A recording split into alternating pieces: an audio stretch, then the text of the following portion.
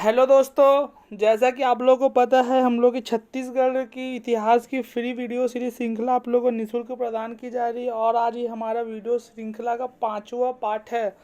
तो आप लोग से एक रिक्वेस्ट है, जिन लोगों ने स्टार्टिंग के 4 वीडियो नहीं देखे होंगे वो पूरा 4 वीडियो देखने के बाद ही इस वीडियो को देखेंगे तो मैं भी ज़्यादा अच्छे से समझ में आएगा, क्योंकि हर चीज़ एक दूसरे से लिंक हुई रहती है। और मैं आप लोगों को बता देना चाहता हूँ कि ये जो वीडियो की जो वैलिडिटी ओनली सिर्फ 3 महीने की है। 3 महीने के बाद वीडियो डिलीट कर दिया जाएगा। तो आप लोग पढ़ते रहिए, शेयर करते रहिए और लोगों तक पहुंचाते रहिए। और आगे चल के और नए नए सब्जेक्ट भी स्टार्ट करने का प्लानिंग चल रहा है। और जैसे कि आप लोग अगर अच्छे से सपोर्ट करते रहेंगे तो आपको पूरा इंडिया भी फ्री में पढ़ाया जाएगा। ठीक है, तो मैं आप लोगों को फिर से बता देना चाहता हूँ कि जो वीडियो श्रृंखला इसकी जो वैलिडिटी रहेगी 3 से 4 मंथ की रहेगी। इस बीच में आप लोग पढ़ सकते हैं। ठीक है, तो हम लोग स्टार्ट करेंगे। जैसे आप थंबनेल में देख रहे हैं कि आज का टॉपिक हम लोग का नल वंश। ठीक है, आज हम लोग नल वंश के बारे में, पूरे राज शासक के बारे में पढ़ेंगे, कहाँ कहाँ से जानकारी प्राप्त हुई है और क्या क्या छत्तीसगढ़ में इसके साक्ष्य प्राप्त हुए हैं। तो हम लोग आज नल वंश को अब स्टार्ट करते हैं कि देखते हैं कि नल वंश के संदर्भ में क्या क्या इंपॉर्टेंट बात है। और मैं आपको बता देता हूँ, जितने भी मैं राजवंश से पढ़ा रहा हूँ सब के राजा का नाम याद होना ही चाहिए, क्योंकि डायरेक्टली मिलाने को आ जाता है। इस वंश के राजा का संदर्भ किस वंश से मिलता है, यह राजा किस वंश से, इस टाइप के क्वेश्चन बहुत पूछे जाते हैं। ठीक है, तो हम लोग स्टार्ट करते हैं। क्या स्टार्ट करेंगे? नल वंश। ठीक है, सबसे पहले मैं आप लोगों को एक जानकारी देना चाहूँगा। जो बस्तर संभाग है, बस्तर संभाग, ये जो अपना जो बस्तर संभाग है, बस्तर संभाग, इसमें एनिसेट प्राचीन इतिहास में नल वंश को पढ़ना है, नल वंश को। और मध्यकालीन इतिहास में छिंदक छिंदक नाग वंश को पढ़ना है। और मॉडर्न हिस्ट्री में कातकी वंश को पढ़ना है। और जैसा कि आप लोगों को पता है कि छत्तीसगढ़ में सबसे अधिक समय तक बस्तर संभाग में किस राजवंश ने राज्य किया, तो काकती वंश ने राज्य किया था। ठीक है, वही मैंने इसमें लिखा है। बस्तर संभाग में प्राचीन में नल वंश को पढ़ना है, मिडिवल में छिंदक नाग वंश को पढ़ना है और मॉडर्न में काकती वंश को पढ़ना है। ठीक है, तो और बस्तर संभाग में सबसे अधिक ज़्यादा टाइम तक किस वंश ने शासक किया, तो कातकी वंश ने शासक किया। किसने किया? तो कातकी वंश ने किया था। ठीक है, तो हम लोग नल वंश को पढ़ना स्टार्ट करते हैं। नल वंश, ठीक है। तो सबसे पहले नल वंश को पढ़ने के बारे में हम लोग नल वंश के संबंध में क्या क्या राजधानियां मिली है। तो नल वंश की जो राजधानी थी, प्राचीन राजधानी, नल वंश की जो प्राचीन राजधानी तो क्या थी? कोराकुट उड़ीसा। कोराकुट उड़ीसा थी प्राचीन राजधानी। कोराकुट उड़ीसा थी प्राचीन राजधानी। कोराकुट उड़ीसा थी इसकी प्राचीन राजधानी। और जो राजधानी थी, नई राजधानी बोल सकते हैं, या प्राचीन के बाद जो राजधानी बनाई गई उसको अपन क्या बोलते हैं? पुष्करी। क्या बोलते हैं? पुष्करी। पुष्करी कहाँ पड़ता है? भोपालपट्टनम। और अभी कौन से जिला में है? तो बीजापुर जिला में। भोपालपट्टनम बीजापुर जिला में है। और छत्तीसगढ़ में नलों की राजधानी थी। ठीक है, छत्तीसगढ़ में जो नल वंश की जो राजधानी थी क्या थी? पुष्करी। पुष्करी भोपालपट्टनम कहाँ है? बीजापुर में है। ठीक है, बीजापुर में है। छत्तीसगढ़ में नलों की राजधानी। ठीक है, क्षेत्र क्या था इसका? जो क्षेत्र था वो क्या था? बस्तर क्षेत्र था। कौन सा क्षेत्र था? बस्तर क्षेत्र था। और इसकी विशेषताएं क्या थी? और जो इस वंश की जो विशेषता क्या थी? इस वंश की जो विशेषता थी, छत्तीसगढ़ का सबसे प्राचीन वंश था। ठीक है, छत्तीसगढ़ का सबसे प्राचीन राजवंश कौन सा था? तो नलवंश था। छत्तीसगढ़ का सबसे प्राचीन राजवंश कौन सा था? तो वो नलवंश था। और इसके जो संस्थापक थे, एक ठो होते संस्थापक, एक ठो होते वास्तविक संस्थापक। ठीक है, ज़्यादातर एग्जाम में वास्तविक संस्थापक पूछा जाता है, संस्थापक पूछा। तो इसके जो संस्थापक थे वो कौन थे? शिशुक थे। कौन थे इसके संस्थापक? शिशुक थे। और वास्तविक संस्थापक कौन थे? व्रहराज थे। व्रहराज। वास्तविक संस्थापक कौन थे? व्रहराज। अगर हम लोग छत्तीसगढ़ के संदर्भ में देखें तो, अगर हम लोग छत्तीसगढ़ के संदर्भ में देखेंगे तो इसकी जो प्रथम राजा, इसका जो प्रथम राजा, जो इस वंश के जो प्रथम राजा थे वो कौन थे? जो इस वंश के जो प्रथम राजा थे वो कौन थे? इस वंश के जो प्रथम राजा थे वो कौन थे? इस वंश के जो प्रथम राजा थे वो थे व्रहराज। व्रहराज थे। इस वंश के जो प्रथम राजा थे वो कौन थे? व्रहराज थे। इस वंश के जो प्रथम राजा थे वो कौन थे? व्रहराज थे। और जो अंतिम राजा थे वो कौन थे? नरेंद्र थबल थे। ठीक है, नरेंद्र थबल। और सर्वाधिक प्रतापी राजा कौन थे? सर्वाधिक प्रतापी राजा कौन थे? विलास तुंग थे। ठीक है, जो सर्वाधिक जो प्रतापी राजा कौन थे? वो विलास तुंग थे। ठीक है, सर्वाधिक जो प्रतापी राजा थे वो कौन थे? विलास तुंग थे। ठीक है, जो सर्वाधिक जो प्रतापी राजा कौन थे, वो विलास तुंग थे। सर्वाधिक प्रतापी राजा कौन थे, विलास तुंग थे। मैं बार बार इसलिए रिपीट कर रहा हूँ कि आपको वीडियो देखते देखते तक याद हो जाए। और ये जो कंटेंट है बहुत अच्छे हैं, इससे बाहर एग्जाम में अभी तक कोई क्वेश्चन नहीं पूछा। चाहे तो आप प्री की तैयारी कर रहे हो, चाहे मेंस की तैयारी कर, आप पूरे कंटेंट को इसमें इंक्लूड करके बहुत अच्छी आंसर राइटिंग कर सकते, ठीक है। तो अब इसमें एक फैक्ट और ये बनता है, सोने के सिक्के मतलब किस किस राजाओं ने चलाए थे। जो सोने के जो सिक्के थे नल वंश में, वो किस किस राजाओं ने चलाए थे। तो इसमें सबसे पहले कौन था, वृहराज था। सबसे पहले कौन था, फर्स्ट कौन था, वृहराज था। फर्स्ट कौन था, वृहराज था, फर्स्ट वृहराज। सेकंड कौन था, अर्थपति भट्टाकर था। थर्ड कौन था, भवदत्त वर्मन था। और जो भवदत्त वर्मन था वो शिव के उपासक थे। तो अपन को कैसे याद करेंगे, BBA करके एक कोर्स होता है, अपन इसके थ्रू इसको कंटेक्ट करना। बी से वृहराज, बी से भवदत्त वर्मन और ए से अर्थपति भट्टाकर। आराम से ऐसा करके याद कर सकते हैं BBA। जैसे क्वेश्चन में पूछा अपने को नलवंशी के शासक किस किसने सोने के सिक्के, अपने को माइंड में एक क्लिक करना है BBA। बी मतलब वृहराज और बी मतलब भवदत्त वर्मन और ए मतलब अर्थपति भट्टाकर, ठीक है, क्लियर। और इसके जो अन्य स्रोत है, जो नल वंश की जो जानकारी है वो अपने को अन्य स्रोत में और कहाँ कहाँ से प्राप्त होती है, तो समुद्रगुप्त के प्रयाग प्रस्ती के जो स्तंभ लेख है वहाँ भी अपने को नल वंश की जानकारी प्राप्त होती है। जो समुद्रगुप्त का जो प्रयाग स्तंभ जो लेख है उसमें भी अपने को इसकी जानकारी प्राप्त होती है, ठीक है। और दूसरी जानकारी कहाँ से प्राप्त होती है, प्रभावती गुप्त का रिद्धिपुर ताम्रपत्र में, ठीक है, प्रभावती गुप्त का रिद्धिपुर ताम्रपत्र, ठीक है। और कहाँ से मिलते हैं, चालुक्य राजा, जो चालुक्य राजा था पुलकेशिन के ऐहोल अभिलेख से भी इनकी जानकारी मिलती है, ठीक है। चालुक्य राजा पुलकेशिन के ऐहोल अभिलेख से भी इसकी जानकारी प्राप्त होती है, ठीक है। और कहाँ से प्राप्त होती है, पल्लव वंश के नंदीवर्मन द्वितीय के उद्यंत्यम ताम्रपत्र से। पल्लव वंश के नंदीवर्मन के उद्यंत्यम ताम्रपत्र से, ठीक है। फिर इसमें एक बार और देखो, स्रोत में समुद्रगुप्त के प्रयाग प्रस्ती लेख से मिलती है।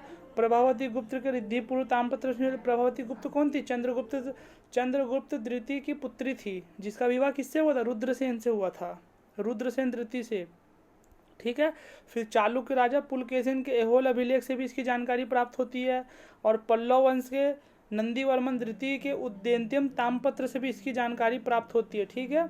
और इनकी जो मुद्रा थी, मुद्रा मतलब क्या होता है, पैसा, मुद्रा मतलब पैसा। और पैसा कहाँ से प्राप्त हुआ, अडेगा कहाँ मिलता है, केशकाल मतलब आज का कोंडागांव, केशकाल घाटी को 12 मोड़ की घाटी भी कहते हैं, ठीक है। ये आपको मैं भूगोल में पढ़ाऊंगा बहुत अच्छे से, ठीक है।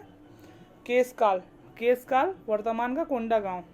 सिसुक, अब जो सिसुक थे, सिसुक कौन थे, सिसुक जो थे नल वंश के संस्थापक थे। सिसुक जो थे वो नल वंश के संस्थापक थे। सिसुक कौन थे, नल वंश के संस्थापक थे। अब सिसुक को अपन कैसे याद रखेंगे कि ये सिसुक जो नल वंश के राजा है कि किसी और वंश, तो सिसुक, तो अपन कभी भी जब नल के सामने जाता अपन अपना सर झुका के पानी पीते हैं, तो अपन सिसुक मतलब सिर झुकाए तो मतलब नल के सामने झुकाए, इस तरह से अपन कोरिलेट कर सकते हैं, ठीक है। व्याघ्रराज, सिसुक हो गया। व्याघ्रराज समुद्रगुप्त ने दक्षिण अभियान के दौरान व्याघ्रराज को हराया था, व्याघ्रहंता की उपाधि धारण की थी। समुद्रगुप्त ने जब नलवंशी शासक व्याघ्रराज को हराया था तो उन्होंने एक उपाधि धारण की थी जिसका नाम था व्याघ्रहंता, ठीक है, व्याघ्रहंता, ठीक है। और अपन इसको कैसे कोरिलेट करेंगे, व्याघ्र से क्या बना, व्यय। जब भी अपन नल लगाएंगे तो अपने को क्या करना पड़ेगा, व्यय करना पड़ेगा, मतलब खर्च करना पड़ेगा। तो ये भी अपन से एक कोरिलेट कर रहे हैं, मैं आपको हिंट दे रहा हूँ, बाकी आप लोग अपने हिसाब से बना सकते हैं, ठीक है। फिर तीसरे शासक कौन थे, वृषभ राज के संदर्भ में कोई जानकारी नहीं मिलती। फिर चौथे शासक कौन थे, वृहराज, ठीक है, कौन थे, वृहराज।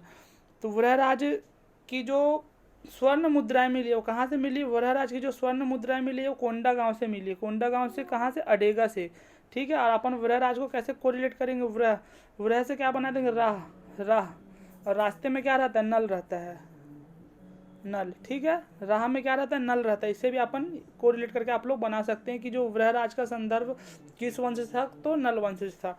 वृहराज का संदर्भ किस वंश से था, तो नल वंश से था, ठीक है। और ताम्रपत्र, अभी तक आप लोग इतने ताम्रपत्र सुने, ये ताम्रपत्र भीमसेन द्वितीय का ताम्रपत्र, आरंग ताम्रपत्र। तो अब ताम्रपत्र का मतलब समझ लीजिए कि ताम्रपत्र होता क्या है। तो ताम्रपत्र मतलब कि तांबे की एक चादर होती थी जिस पर लेख लिखा जाता था, ठीक है। तांबे की एक चादर थी जिस पर लेख लिखा जाता था, उसके अपन ताम्रपत्र कहते थे। जैसे भी मैंने आपको बताया प्रभावती का पूना ताम्रपत्र, तो भीमसेन द्वितीय का आरंग ताम्रपत्र, तो रिद्धिपुर ताम्रपत्र, पोड़ागढ़ ताम्रपत्र। अभी जो बहुत सारे ताम्रपत्र के नाम आएंगे, ताम्रपत्र का मतलब क्या होता है, तांबे की चादर जिस पर लेख लिखे जाते हैं उसको क्या बोलते हैं, ताम्रपत्र बोलते हैं, ठीक है। क्लियर, नो डाउट, ठीक है।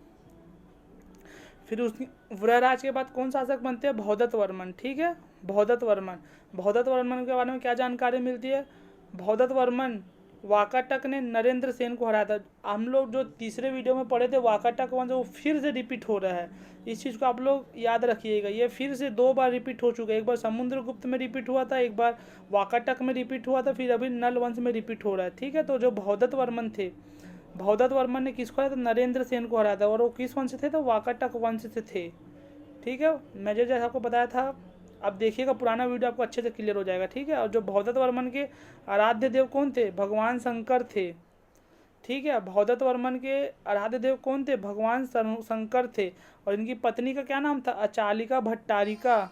इनकी पत्नी का नाम क्या था, अचालिका भट्टारिका, ठीक है। इनकी पत्नी का क्या नाम था, अचालिका भट्टारिका।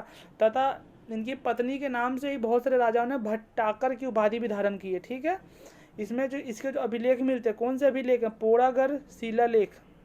पोड़ागढ़ शिलालेख अभिलेख की जानकारी किससे मिलती है, तो भौदत्त वर्मन से मिलती है। और इसमें इस शिलालेख की क्या विशेषता थी, इस शिलालेख की विशेषता नलों का पहला शिलालेख था, ठीक है।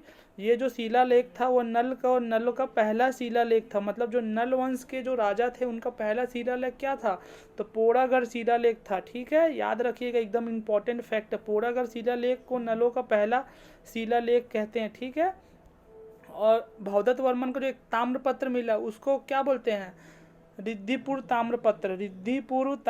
या इसको अमरावती भी बोलते हैं, ठीक है। रिद्धिपुर ताम्रपत्र या अमरावती ताम्रपत्र। एक बार और देख लीजिए भौदत्त के सरमन में, भौदत्त सरमन का एक शिलालेख है, उसका क्या नाम है, पोड़ागढ़ शिलालेख। और ये नलों का सबसे पहला शिलालेख है, ठीक है। और इनका एक ताम्रपत्र मिला है, उसको क्या बोलते हैं, रिद्धिपुर ताम्रपत्र, ठीक है। रिद्धिपुर ताम्रपत्र, ठीक है। फिर उनके बाद उनके जो शासक आते उत्तराधिकारी कौन बनता है, अर्थपति भट्टारक, ठीक है। इन्होंने भट्टारक की उपाधि किसके नाम से डाली थी, तो अचालिका भट्टारिका, ठीक है। अर्थपति भट्टाकर, इनकी जो राजधानी क्या थी, भट्टारक थी, ठीक है। इनके जो अभिलेख मिले, क्या मिले, इनके जो अभिलेख मिले, परिया पाथर लेख मिले, ठीक है। परिया पाथर लेख प्राप्त हुए हैं। और इनके जो ताम्रपत्र है वो क्या नाम से, केसरी बेरा ताम्रपत्र से नाम से, किस नाम से, केसरी बेरा ताम्रपत्र के नाम से हैं। ये इतिहास सब्जेक्ट है, इसमें मतलब आपको पढ़ना ही पड़ेगा और समझना ही पड़ेगा, क्योंकि इसको बिना पढ़े आपको समझ में नहीं आने वाला। मेरे पास ऐसा कोई नहीं है कि आपको एक बार मैं ये भूगोल के टाइम में कुछ भी बता दूं कि पृथ्वी पूरब से पश्चिम क्यों घूमती है या सूरज पूरब से क्यों निकलता है, इसके पीछे कोई लॉजिक नहीं है। आप लोगों को बस एक याद ही करना पड़ेगा। तो जो सूरज पूरब से इसलिए निकलता है क्योंकि पृथ्वी जो रहती है वो पश्चिम से पूर्व की दिशा में गति करती है। इस तरह के फैक्ट प्राचीन इतिहास में नहीं मिलते, आपको याद ही करना पड़ेगा, ठीक है। स्कंद वर्मा, अब इनके पास कौन इसके उत्तराधिकारी बनते, स्कंद वर्मा, ठीक है। कौन है, स्कंद वर्मा, ठीक है। इनकी राजधानी क्या थी, पुष्करी थी। इसकी राजधानी क्या थी, स्कंद वर्मा की राजधानी पुष्करी। कहाँ पर था, भोपालपट्टनम। और भोपालपट्टनम कहाँ है, बीजापुर में, ठीक है। पोड़ागढ़ शिलालेख के अनुसार ये छत्तीसगढ़ का सबसे बड़ा साम्राज्य इसी, मतलब जो पोड़ागढ़ का जो शिलालेख था इसमें यह बताया गया कि छत्तीसगढ़ में अगर सबसे बड़ा साम्राज्य था तो स्कंद वर्मा ही का था, ठीक है। स्कंद वर्मा का था, ये नलवंश के शासक का था, ठीक है। ऐसा कुछ भी क्वेश्चन में आ जाता। इसने पोड़ागढ़ में एक विष्णु मंदिर का निर्माण करवाया था, ठीक है। इसने एक पोड़ागढ़ में एक विष्णु मंदिर का निर्माण कराया था। और जो पोड़ागढ़ का जो शिलालेख की जो शुरुआत होती है, मतलब अगर अपन कुछ भी चीज़ लिखते हैं तो उसकी कहीं न किसी चीज़ से शुरुआत हो। जैसे मान लो हिंदू धर्म में कोई ग्रंथ लिखा जाए तो उसमें ओम से शुरुआत होता है। तो इसी तरह से जो पोड़ागढ़ का जो शिलालेख की जो शुरुआत हुई, क्या थे, विजेता थे, विजेता हैं और विजेता ही रहेंगे। किसे शुरुआत हुई है, विजेता थे, विजेता हैं और विजेता रहेंगे, इसकी शुरुआत हुई है इस लाइन से, पोड़ागढ़ शिलालेख की। तो याद रखिएगा, डायरेक्टली क्वेश्चन में पूछा जाता है किस शिलालेख अभी किस शिलालेख में ये कहा गया है कि विजेता थे, विजेता हैं और विजेता ही रहेंगे, और किसके शिलालेख में कहा गया, तो स्कंद वर्मा के शिलालेख में कहा गया। ठीक है। और इसके बाद कौन सा शासक आते हैं, स्तंभराज और नंदराज, तो इनकी जो जानकारी मिलती है दुर्ग से मिलती है। ठीक है। फिर इसके बाद कौन आते हैं, पृथ्वीराज, पृथ्वीराज। ठीक है। पृथ्वीराज, पृथ्वीराज। और पृथ्वीराज को कैसे कोरिलेट करेंगे नंदवंश, तो नल कहाँ पे रख, नल अपन लगाएंगे तो कहाँ लगाएंगे, तो पृथ्वी में लगाएंगे, तो इसका अपन पृथ्वी से कोरिलेट कर सकते हैं। जैसे अर्थपति भट्टाकर थे तो अर्थ में कहाँ लगा, नल लगा है, तो अर्थपति भट्टाकर। ठीक है। इसके समय में चालुक वंशी शासक, इसके शासनकाल में जो चालुक वंशी जो शासक थे, इनका क्या नाम था, कृतिवर्मन प्रथम। इसके शासनकाल में जो चालुक्य शासक थे, चालुक्य शासक जब अपन भारत के संदर्भ में पढ़ेंगे तो मैं चालुक्य वंश को बहुत अच्छे डिटेल में पढ़ाऊंगा। ठीक है। चालुक वंशी शासक कृतिवर्मन ने नलों पर आक्रमण किया था। ठीक है। चालुक वर्मन शासक ने किस पे आक्रमण किया था, नल वंश के राजा पे आक्रमण किया था। जिसकी जानकारी कहाँ से प्राप्त होती है, इसकी जानकारी राजिम शिलालेख से मिलती है, राजिम शिलालेख से मिलती है। ठीक है। इसकी जानकारी कहाँ से प्राप्त होती है, राजिम शिलालेख से प्राप्त होती है। ठीक है। ओके। फिर इसके बाद एक और शासक आते हैं विरूपाक्ष, फिर उसके बाद और एक शासक आते हैं, क्या नाम उसका नाम, विलास तुंग। और विलास तुंग बहुत ही महत्वपूर्ण पर्सनैलिटी है, तो इनको अच्छे से अपन पढ़ेंगे। जो विलास तुंग है, विलास तुंग, और विलास को अपन क्या बता देंगे, गिलास, गिलास। और गिलास में कहाँ से पानी लाते हैं, नल से लाते हैं, तो अपन इसको कोरिलेट कर सकते हैं, विलास गिलास और गिलास से नल। ठीक है। क्लियर। राजिम शिलालेख में इन्हें, इनके समय क्या लिखा है इसमें,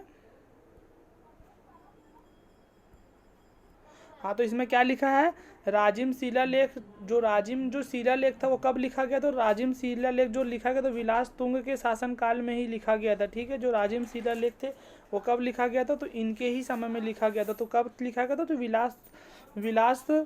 विलास तुंग के शासनकाल में लिखा गया था। और ये किसके उपासक थे, तो ये विष्णु का उपासक था। किसका उपासक था, विष्णु का उपासक था। ठीक है। और राजिम लोचन मंदिर का निर्माण कब हुआ था, 7वीं से 8वीं शताब्दी में हुआ था। ठीक है। और राजिम लोचन मंदिर का जीर्णोद्धार किसने करवाया था, राजिम लोचन मंदिर का जीर्णोद्धार किसने करा था, कलचुरी शासक पृथ्वीदेव द्वितीय के सेनापति जगतपाल ने करवाया था। ठीक है। राजिम लोचन मंदिर का निर्माण किसके शासनकाल में हुआ था, तो विलास तुंग के शासनकाल में होता था। इसको जीर्णोद्धार, जीर्णोद्धार का मतलब था मरम्मत, जो टूट फूट हुई है वो किसके शासनकाल में हुआ था, तो पृथ्वीदेव के सेनापति जगतपाल के द्वारा किया गया था। ठीक है। पृथ्वीदेव के सेनापति जगतपाल के द्वारा किया गया था। ठीक है। और मंदिर के मंडप तथा मंडप द्वार तथा कुलिकाओं का निर्माण हुआ। ठीक है। मंदिर के मंडप तथा मंडप द्वार तथा कुलिकाओं का निर्माण हुआ। ठीक है। विलास तुंग जो विलास तुंग जो नलवंशी शासक था वो किसका समकालीन था, तो पांडुवंश महाशिवगुप्त बाला अर्जुन का समकालीन था। ये हम लोग पढ़ेंगे 2 लेक्चर के बाद। ठीक है। 2 लेक्चर के बाद। ठीक है। ये हम लोग कब पढ़ेंगे, 2 लेक्चर के बाद। विलास तुंग किसका था, तो महाशिवगुप्त बाला अर्जुन। ठीक है। महाशिवगुप्त बाला अर्जुन का समकालीन था। जो विलास तुंग था वो महाशिवगुप्त बाला अर्जुन का समकालीन था। और इसके बारे में और क्या जानकारी मिलती है, राजिम लोचन मंदिर, जो मंदिर है वो कब है, द्रविड़ शैली में बना है। किस शैली में बना है, तो द्रविड़ शैली में बना हो। जो राजिम लोचन जो मंदिर है वो किस धर्म से संबंधित है, वो वैष्णव धर्म से संबंधित है। ठीक है। राजिम लोचन जो बना कब बना, द्रविड़ शैली में बना, और किस धर्म से संबंधित है, तो वैष्णव धर्म से संबंधित है। ठीक है।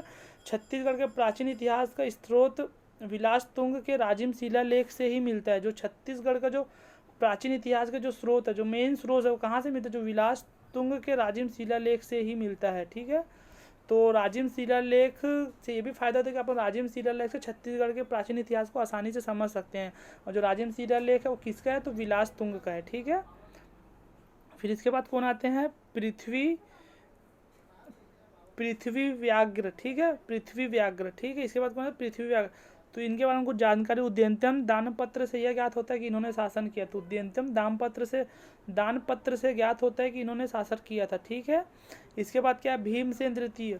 जो भीमसेन है, भीमसेन यह शैव का उपासक था, शैव धर्म का उपासक था। शैव मतलब शिव, शैव धर्म का उपासक था। तो इसका एक ताम्रपत्र मिला जिसको बाद गंजाम बोलते हैं। गंजाम, ये आपको किसी बुक में नहीं मिलेगा, बहुत सर्च करने के बाद मिला था गंजाम। इसका एक ताम्रपत्र मिला, वो क्या था, गंजाम। गंजाम। फिर इसके बाद कौन शासक आते हैं, तो नरेंद्र बल शासक आते हैं, नरेंद्र बल, ठीक है। नरेंद्र बल शासक, ये क्या था, अंतिम शासक था, अंतिम शासक था नरेंद्र बल। इस वंश के बाद दंडकारण्य में, मतलब नरेंद्र बल के बाद जो बस्तर संभाग में संभवतः छिंदक नाग वंश तथा मध्य छत्तीसगढ़ के सोमवंशी ने इसका स्थान लिया था। पढ़ लिख तो ये लिखा, संभवतः इस वंश के बाद दंडकारण्य में छिंदक नाग वंश तथा मध्य छत्तीसगढ़ में सोमवंशी राजाओं ने इनका स्थान लिया था, ठीक है। अब इसके बारे में कुछ नलवंशी ताम्रपत्र मिले हैं, ठीक है, नलवंशी ताम्रपत्र मिले हैं, और वो ताम्रपत्र किसके किसके नाम से मिले हैं ये देख लेते हैं। जो रिद्धिपुर ताम्रपत्र है, ठीक है, जो रिद्धिपुर ताम्रपत्र वो किसका है, रिद्धिपुर ताम्रपत्र वो किसका, भौदत्त वर्मन का है, ठीक है, भौदत्त का, ठीक है। और जो केसरी वाला ताम्रपत्र वो किसका, अर्थपति का है, ठीक है, अर्थपति भट्टाकर का, ठीक है। और पंडिया पाथर ताम्रपत्र किसका, पंडिया पाथर तो भीमसेन का है, ठीक है, पंडिया पाथर किसका, तो भीमसेन। और जो राजिम शिलालेख किसका है, तो विलास है, ठीक है, विलास तुंग का है, ठीक है। अब इसको याद कैसे करें, रिद्धि मेरे दोस्त की एक रिद्धि नाम की एक गर्लफ्रेंड थी, उसने क्या करता था, उसको भाव नहीं दी थी, तो अपन रिद्धि से क्या करते थे, भाव को कोरिलेट कर सकते हैं, ठीक है। रिद्धि जो थी एक लड़की थी, वो भाव नहीं देती थी, तो यहाँ से आप कोरिलेट करते हो केसरी। और जो केसरी बेरा ताम्रपत्र है, तो केसर कहाँ उगता है, केसर कहाँ उगता है, तो अर्थ में उगता है, ठीक है, मतलब पृथ्वी या अर्थ में उगता है। तो अपन यहाँ से इसको कोरिलेट कर सकते हैं, जो केसरी बेरा ताम्रपत्र था वो अर्थपति भट्टाकर का था, ठीक है। फिर पंडिया पाथर ताम्रपत्र, जो पंडिया पाथर, ठीक है, यहाँ से अपन एक वर्ड ले लेंगे पाथर को तोड़ने के लिए अपन किसको बुलाएंगे, भीम को बुलाएंगे, ठीक है। तो यहाँ से अपन कोरिलेट करते हैं भीम द्वितीय, ठीक है। और राजिम शिलालेख, राजिम को क्या, राजिम से अपन एक वर्ड बनाते हैं जिम कौन जाएगा, जिसको मतलब जो भोग विलास में रहेगा, जिसको अपन मतलब अपनी ज़िंदगी से हार मान के अगर उन लोग अपन जिम भेज देंगे तो कुछ ना कुछ कर लेंगे, तो ठीक है। तो अपन यहाँ से विलास और जिम को कोरिलेट कर सकते हैं। पोड़ा पाथर को स्कंद वर्मा, ये आप लोग याद कर लीजिएगा, ठीक है। कि एक बार और देख लीजिए, रिद्धिपुर ताम्रपत्र, भौदत्त वर्मन, केसरी बेरा, अर्थपति भट्टाकर, पंडिया पाथर, भीमसेन द्वितीय, राजिम को विलास दूंगा। और 1 से 2 बार 3 बार वीडियो को देखिए, और पुराने वीडियो को एक बार ज़रूर देखिएगा, ताकि ये वीडियो आपको अच्छे से समझ में आए। फिर इसके बाद अपन लोग क्या पढ़ेंगे, सरभपुरी वंश, ठीक है। ओके, थैंक यू, और इस वीडियो को शेयर करना ना भूलें।